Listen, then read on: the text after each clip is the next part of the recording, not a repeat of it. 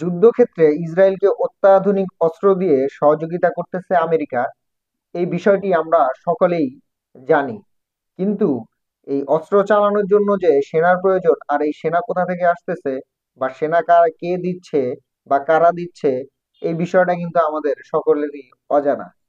আজকে আমি এই যুদ্ধক্ষেত্রে ইসরায়েলকে সেনার সহযোগিতার ব্যাপারে কিছু তথ্য দেওয়ার চেষ্টা করব।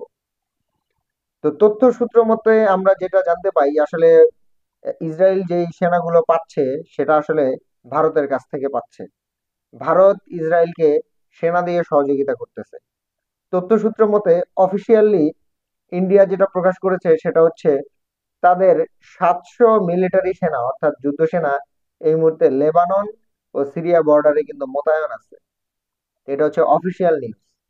এখন অফিসিয়ালের বাইরে কি পরিমাণ যে সেনা ইন্ডিয়া ইসরায়েলের সাথে যুদ্ধক্ষেত্রে দিয়ে রাখছে সেটা কিন্তু এখনো পুরোপুরি ভাবেই অজানা।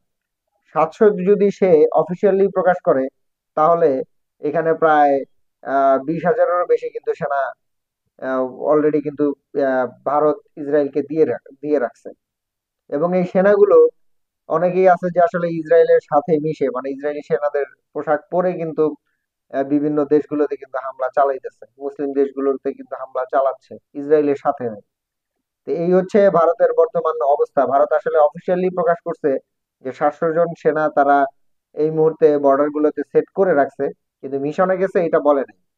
আসলে ভারতের কাজই তো হচ্ছে চুপি চুপি কাজ করা। অফিসিয়ালি দেখাবে একটা, কিন্তু সে করবে কিন্তু আরেকটা। ভিতরে ভিতরে কিন্তু ভারত ইসরায়েলের সাথে কিন্তু মিশন কিন্তু চালিয়ে যাচ্ছে সেনা দেওয়ার মাধ্যমে।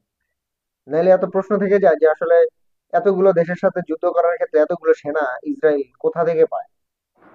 আসলে আমেরিকা শুধু অস্ত্র দিয়েই তাদের সহযোগিতা করতেছে না, তাদের পাশাপাশি ভারতে কিন্তু ইসরায়েলকে সেনা সদস্য দিয়ে সহযোগিতার মাধ্যমে কিন্তু যুদ্ধ চালিয়ে যাচ্ছে। এই হচ্ছে ভারতের ইসরায়েলি অবস্থান।